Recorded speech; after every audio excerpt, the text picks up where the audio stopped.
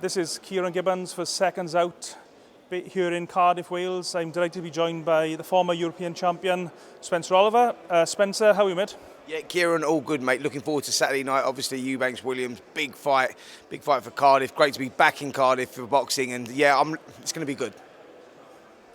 So, Eubank-Williams, a fight that a lot of people, especially people in Wales, have wanted for a long time. It didn't look like it was going to happen a few times with the postponements and injuries. What's your thoughts on this fight? It's a genuine 50-50 fight. It really is. I think that it's massive for Williams to have it here in Cardiff because he's going to have some mad support. Eubanks, as we know, likes to be the away fighter anyway. He sort of he feeds off that. He gets energy off that. So, yeah, really looking forward to it. There's been a little bit of a psychological battle going on with Eubanks trying to get inside Williams' head, talking about, how he's going to beat him, what can he bring to the table, etc., etc. But it is a tough fight. It's a genuine 50-50 fight. I think for the loser, he finds himself in a situation where he's sort of like, where does he go? It's a long road back into world title level. For the winner, it's a must-win fight for both of these guys. Eubanks wants to push on. He's been very clear about talking the fights of Triple G, etc., etc.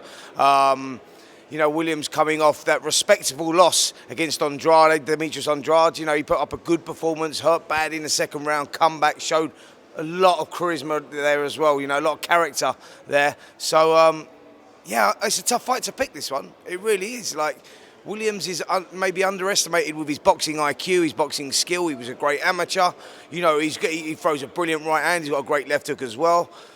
Eubanks is a guy that likes to fight at his own pace and, to pick the shots when he likes to do that. Williams won't allow him to do that. So, yeah, really interesting one. I don't know what way it's going to go. Tactics-wise, what do you think Williams needs to be looking at implementing on this fight? I think that he needs to break Eubanks' rhythm. He can't allow him to get into a rhythm. So I think, as we've seen before, when Eubanks gets into a rhythm, he lets his shots go and he ties his opponents up and he fights at his pace. I think, Williams, he needs to, and we know Williams likes to do that anyway. He likes to rough and tumble. He likes to get inside. He likes to have the little tear up.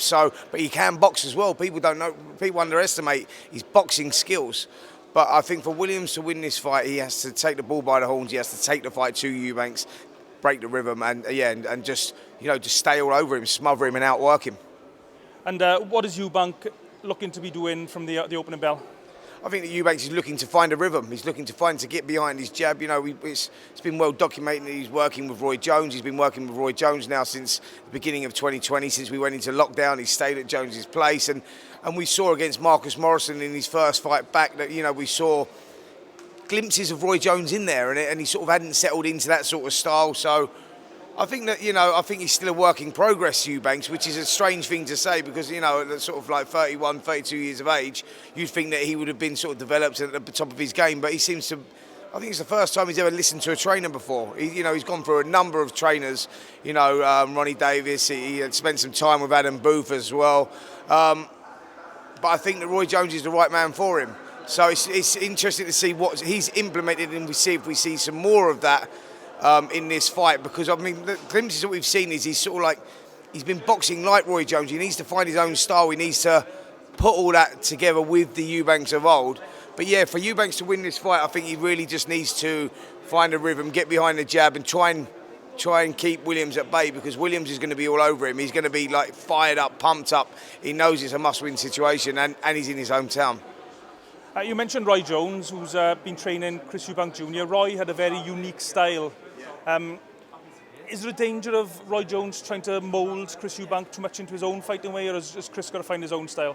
No, I think that Chris has got to find his own style. He's got to use bits of that, and we have seen glimpses of the Roy Jones in Chris, where Chris has sort of like been boxing very similar to Roy. But Roy's a great student of the sport. Like, he's great at working opponents out.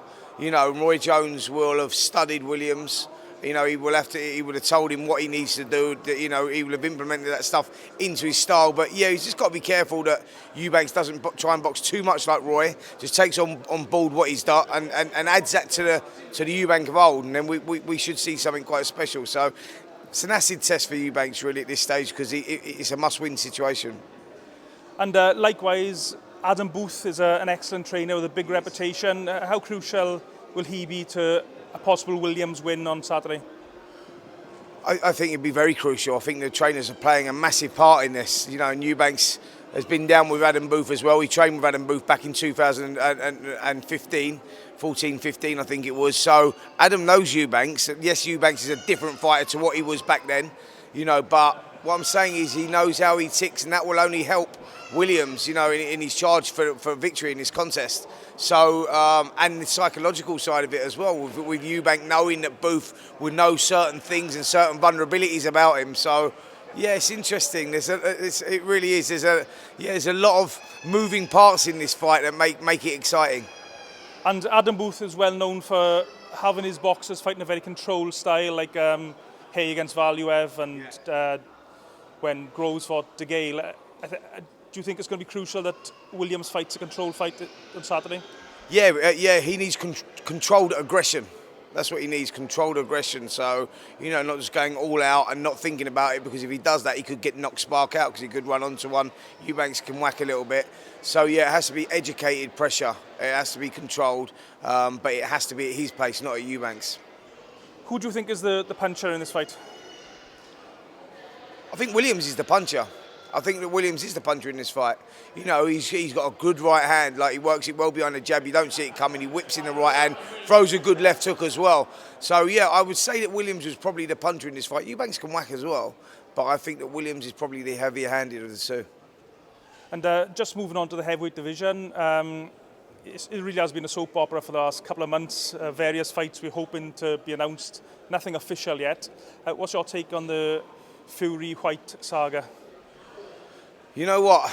I'm glad they've sort of got it over the line. Dillian gets his opportunity. You know, there was a big hoo-ha, and I think there still is about this 80-20 split. Frank Warren won the purse bids at $41 million.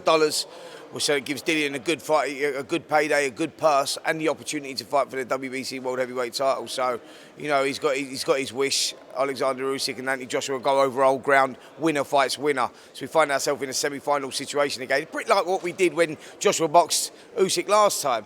You know, so I think that, I think that it's an interesting one, isn't it? It's a really interesting one. I think that Dillian, like I say, he's got his shot against White, and we'll see how that goes.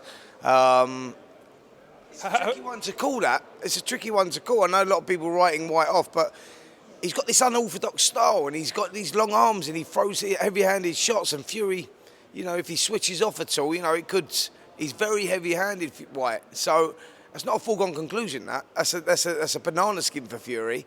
I know Fury wanted the Usyk fight. I know that he wanted the undisputed, because that's what all roads have been leading to the undisputed, and everyone's been frustrated, not just the boxers but us fans as well.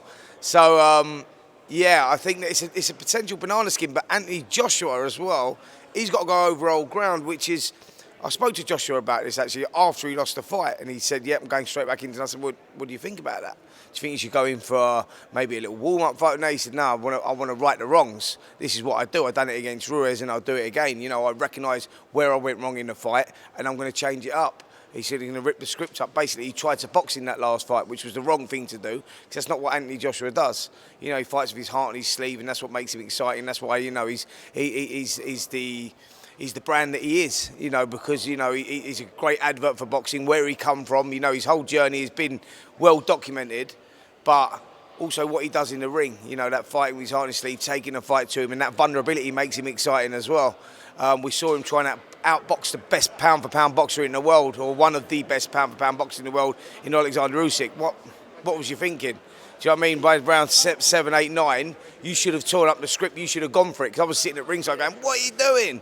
But he wanted to test his own boxing skills. He recognised it was wrong, and he needs to find that rawness that was there before to get victory here. So that's the million-dollar question is, can he find the rawness that took him to the world heavyweight title and you know, beat the likes of Klitschko, you know, and the DILLIAN WHYTEs, you know, that guy that would bring it, and that's what he's got to do. He's got to break the rhythm of Usyk. He can't allow Usyk to get in any sort of rhythm. So, yeah, interesting next 12 months, because Joshua Usyk is a tough one to call.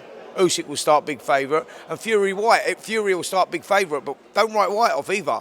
You know, the guy's got a chance. I fancy Fury as well. What I'm saying is, Dillian White is a dangerous guy. Just regarding Anthony Joshua, there's been a lot of talk of him looking for a new trainer. He's been out in the US training with a few different guys. I mean, what's your thoughts on that? Yeah, well, this is a worry for me as well, you know, going into this fight, because if his fight's Usyk, let's say Oleksandr Usyk happens late April, early May time.